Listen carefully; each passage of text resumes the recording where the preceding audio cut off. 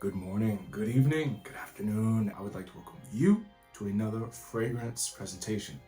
Today we have a special video because this might be the last release, I'm sure, of this collection.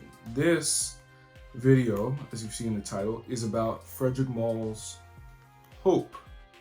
There's your Arabic writing. And that is Hope. This is just a sample, official sample that came with a bottle. I think I bought Lee Mediterranean Lily fragrance in April of last year. Mr. Frederic Malle, Monsieur Frederic Malle, announced that he was going to leave his company by the end of June of last year. So now, of course, with it being 2025, true to his word, he did leave the company.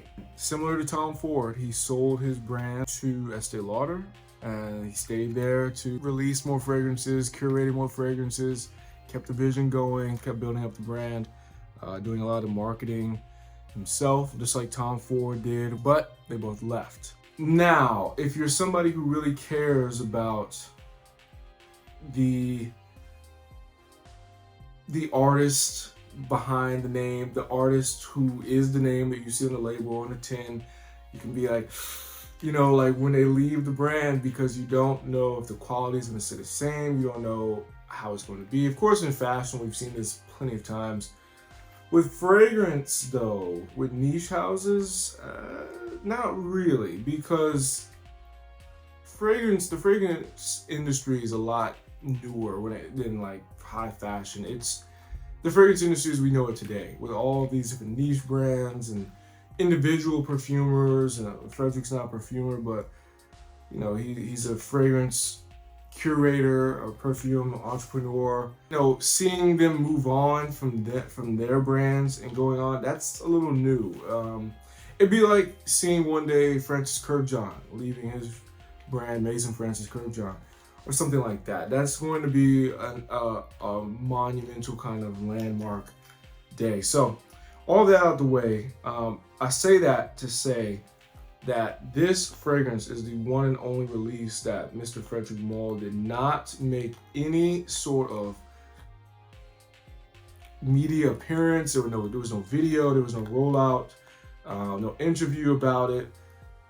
Every other release in the brand's history, every collaboration, every Desert Gems, again, which is focused on oud and typical Arabic, Middle Eastern notes, everything has been funneled through Frederic Malle. You know, he's always been the face of the brand. He's written 2 books. I have one of his books here.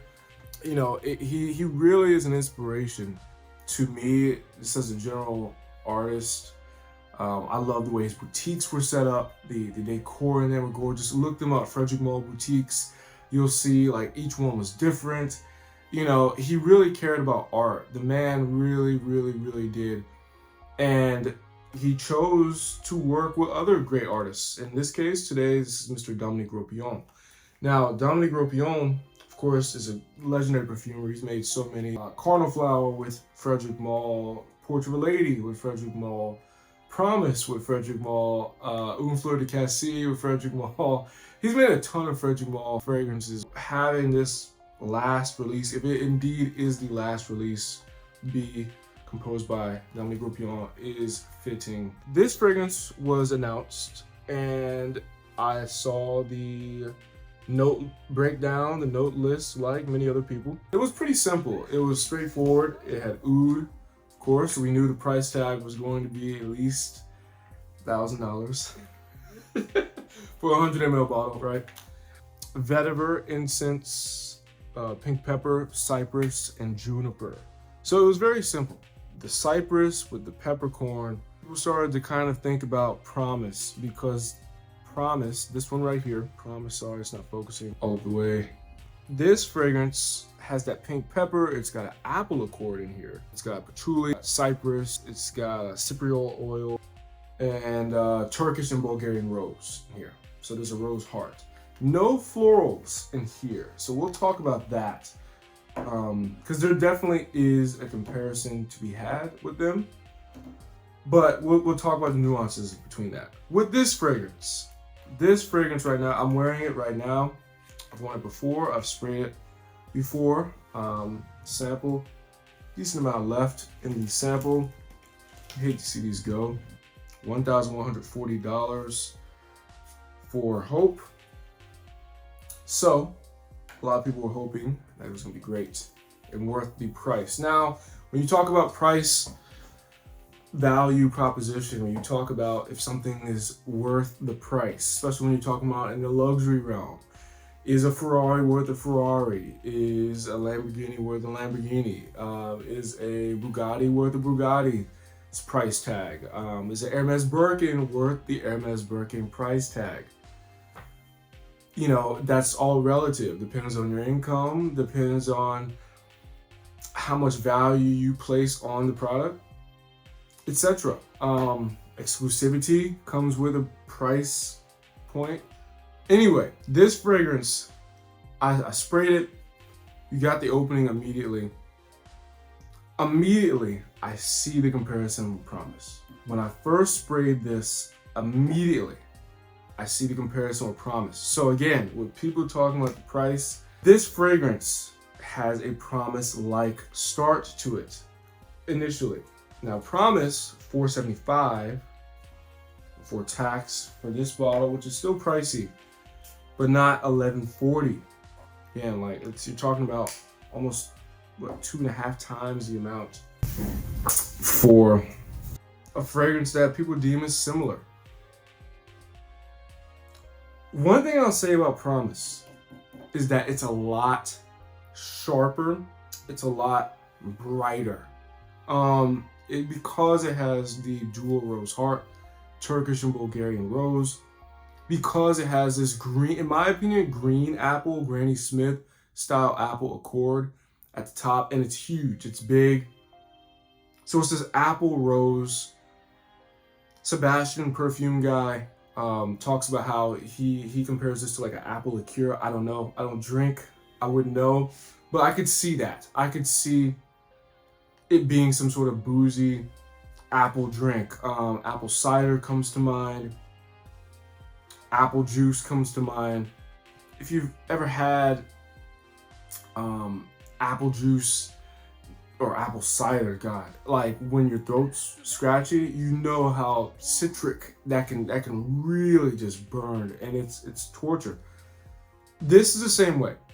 It's citric, and whenever I get citrus accords generally, if I were to visualize a fragrance, if I were to illustrate it, a fragrance is round when it has notes like vanilla, tonka, leather, and just these kind of round, dark notes. Whenever you have citrus, like mandarin orange, Sicilian lemon, citra, or some sort of accord like this, geranium, and anything with like kind of like a citric kind of fruit, or like a really kind of bright citric kind of flower like geranium, I count that as a sharp edge in the illustration. So with the sharp edge of this apple accord,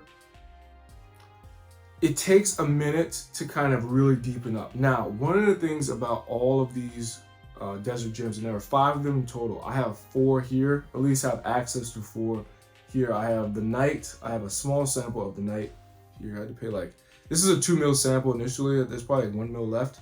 I paid like $80 for that sample because the 100 ml bottle was $2,000. Again, very citric, big apple, and it stays. And Broxton also is a big aspect to this, and it even points it out. It's the one fragrance, I think, that Frederic Malle's website lists in Broxton as a note. It's really, really, really a big part of it because it's a huge fragrance. Promise is one of the loudest fragrances ever.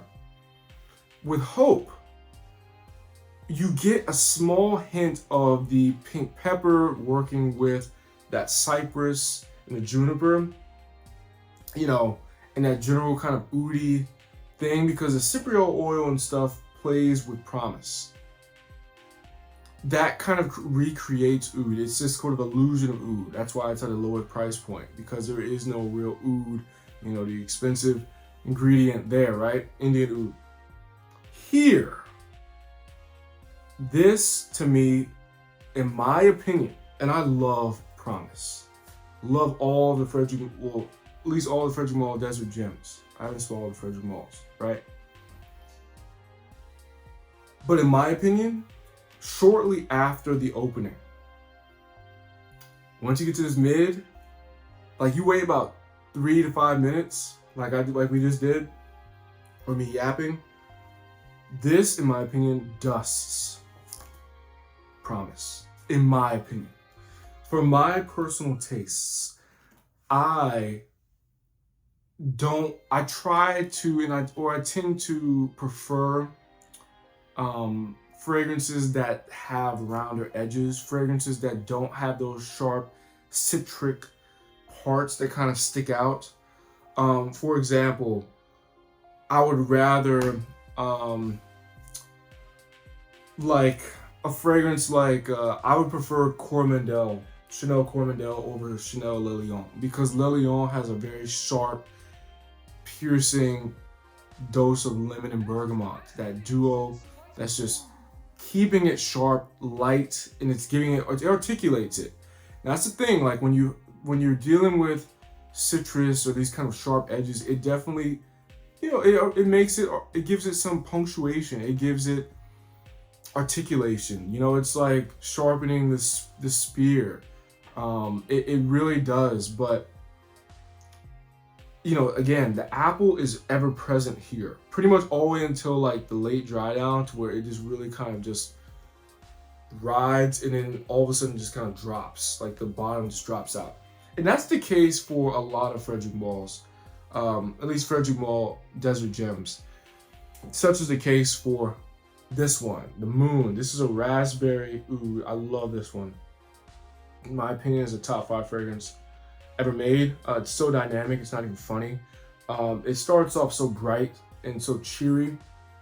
The sweetest, juiciest raspberry you've ever imagined, mixed with the animalic, kind of blue cheesy, kind of leathery oud that's found in the night, dosed to perfection. And of course you have your rose, so it's like this super jammy rose with this kind of like leathery, dark, deep, kind of animalic oud. And this thing lasts and lasts and lasts. It kicks, and like I said, it does that roller coaster ride. All 3 of these, Promise, and the Moon in particular, those 2 can be compared where there's this roller coaster ride. You get this citric start, and this is like in terms of like the depth of it, right? And so you're just like, okay, and it's getting deeper and deeper and deeper. Rather, I should probably do it like this, but it's a drop off, like deeper and deeper and deeper, and then finally, boom, the bottom just drops off, and it's just smoky. You pick up the card, or you smell your shirt, or you just smell in the air, and you're like, damn, like it smells like something's almost on fire. The Moon, like the late dry down. I have the late dry down here. It smells like something's almost on fire. How deep, like, and how almost burnt, like that leather and that oud get at the base. It's amazing. It really, really, really is amazing. And this is the aspect of olfactive art that makes this stuff so great. I mean, you can literally pontificate about this stuff forever because it's so amazing. It really, really is the work that these perfumers are doing. Again, back to Hope. I think it's amazing. The oud here, the same oud. Well, I don't know. It's a cleaner oud than that's in the Moon and the Night. It's cleaner. Not really animatic at all. It's very smooth, but it's got this milky kind of lactonic, creamy vibe to it. It really, really, really does. Where Promise has this kind of, like I said, the apple's a huge part of Promise. The apple and the rose are a huge part of Promise. If you smelled Rose Tonnerre, aka Un Rose by Frederic Malle, it's got that same kind of, it's got the same jammy rose, but it's got this big green apple core that stays on it, and it just, you smell the Granny Smith. You smell the Granny Smith. It stays with it for a long duration of the lifespan of this Promise. Here though, you don't get that, and there's an extra layer of depth that you're getting, and to substitute that distance on this roller coaster ride. If we're starting here because of the apple in Promise, we're starting here because there's no apple, there's no florals. We're starting here. So the drop off isn't that, like, it's not as unexpected because we start off kind of low. And I know it's, like I said, my illustration is probably poor, but hang with me. You have to put your nose on this. It's really hard to explain. It's smoky, because I've heard other people talk about it. And I meant to make this video a while ago, but I wanted to have all 5 Frederic Malles. I still didn't get the Dawn sample like I was supposed to. So forgive me for that. Once I do, one day I'll make a better comparison video. But I just wanted to at least talk about this. While I'm sure some people are wondering, I'm sure there aren't too many videos on Hope due to its price point, just the nature of the brand, and the scent profile. But like I said, this is very, very, very, very, very good. In my opinion, it's better than Promise. I love Promise, but I love this more.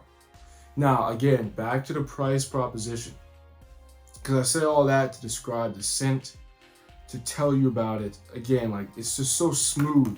There's something relaxing about this. There's something that puts me at ease that's in this. It's amazing. Hope.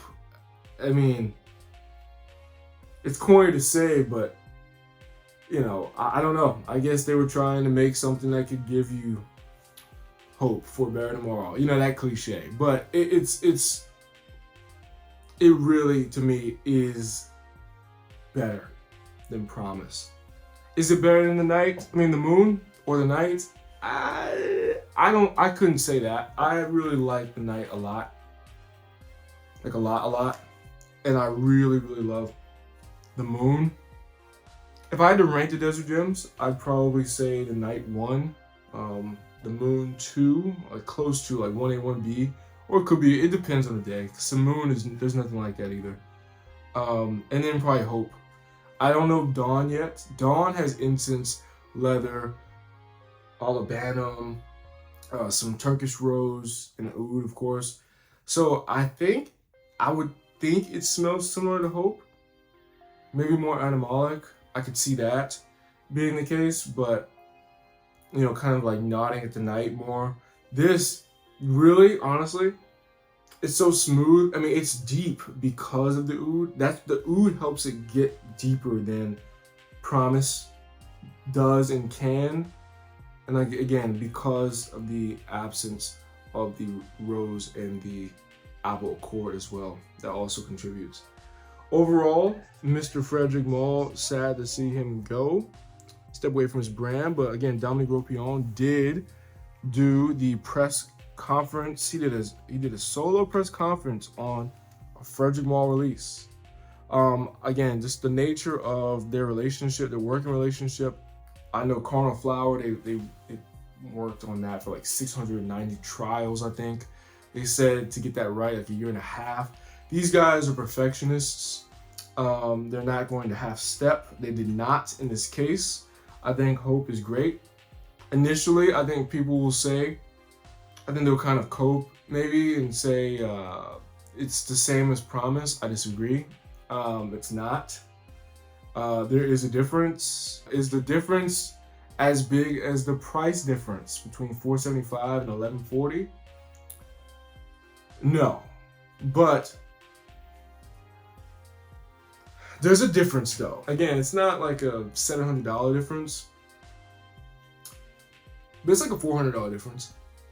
You know, if this fragrance was $1,000 or $900, I don't think anybody really could complain. I mean, you could, but I think that's fair.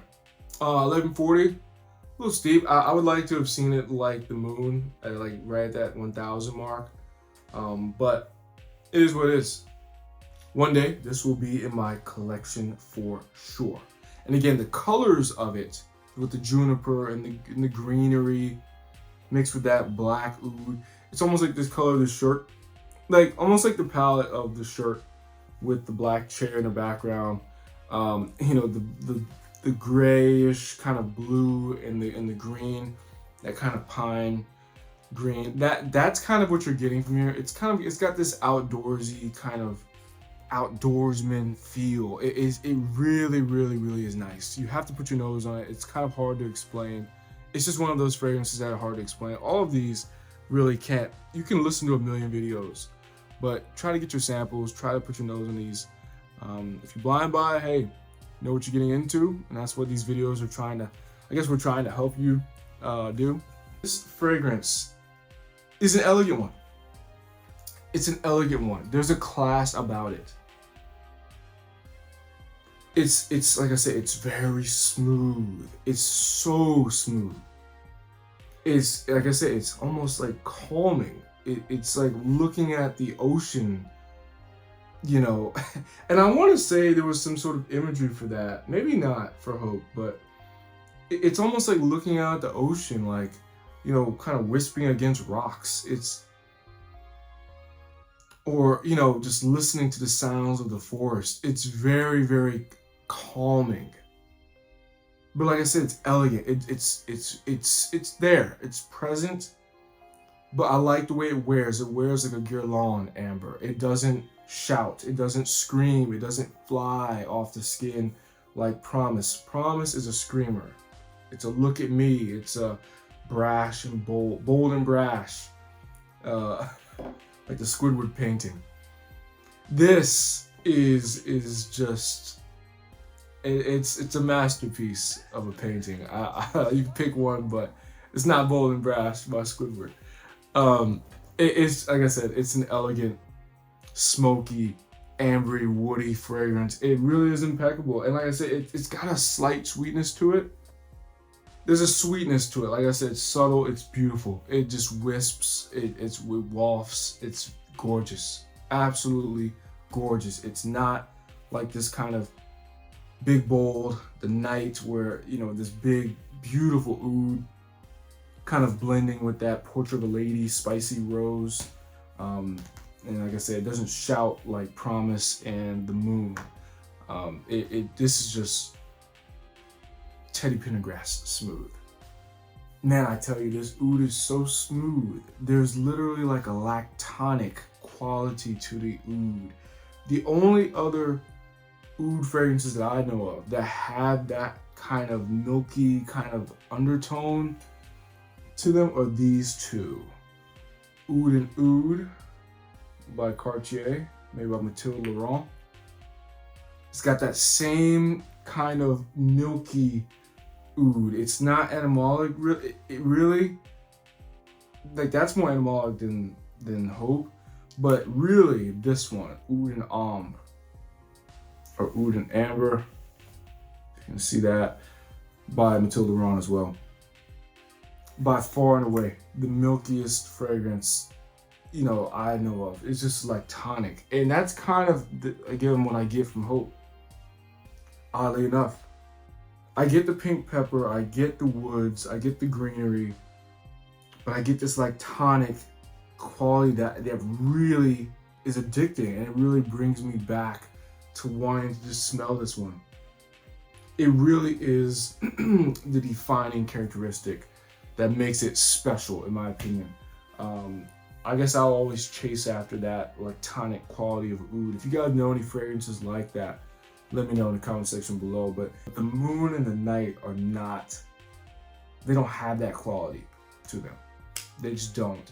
They have more the animalic, blue cheesy aspect, which I like, I love, but it's not that smooth, like milky, like, I don't know, it's hard to explain, almost like runny, oud, resiny feel. It's ambery, it's gorgeous. Where does Frederic Malle's brand go after this? I don't know. Does Dominique Ropion continue to compose? Does Frederic Malle and some of these other perfumers, Jean-Claude and others, do they have compositions that have yet to be released, that they have already been finished? I wouldn't be surprised. Again, Frederic Frederic founded his company in 2000, or at least went to market with it. He exited in 2024, in the middle of the year. So that's 24 and a half years, like 25, almost 25 years. Man, there's a lot of stuff he could have done. There's a lot of stuff that might be in the vault for Estee Lauder to release. And like I said, maybe have the perfumers release it and kind of talk about it themselves, take questions about it themselves. It's just so weird not to see Frederic talk about it, but that's where we are. It's kind of sad if there are no Frederic Malle releases, but like I said, we have a hard enough time trying to afford and acquire what, the 30-ish fragrances that he's already released over the years. So we have enough to live with. They're all, I'm gonna make a separate video about Frederic Malle. I can't wait to see what Mr. Frederic Malle does in the future. I think he has impeccable taste. I think that he is just very thorough with the creative process, and I think that he will prove to be a successful businessman in his next endeavor, whether that be interior design, which I could see, or whatever. I mean, you could see Frederic doing a lot of things. So I know he's got something though he'll be doing. Maybe not. Maybe he'll just relax. I mean, he's earned it, and he's contributed to one of the most important forms of art out there. So yes, that's all I have to say. I wish Mr. Frederic Malle the best. All right. I know that was a little all over the place. Ask me any questions about the 4 fragrances here in the comment section below. Please feel welcome to let me know what you think about these fragrances. Do you have any notes on my comparison? Do you have a comparison? Break it down in the comment section below. I'll read it. I'll probably respond. Yeah, I just think I think Promise probably, and I assume I'll like Dawn more than Promise. But I think Promise is a great fragrance, but in the Stellar line, that is the Desert Gems, I think it's the cheapest, and in my opinion, it is the worst, quote unquote, of the best. So take that for what it is. Thank you very much for watching again. I hope to see you next time. But until next time, you have a great day.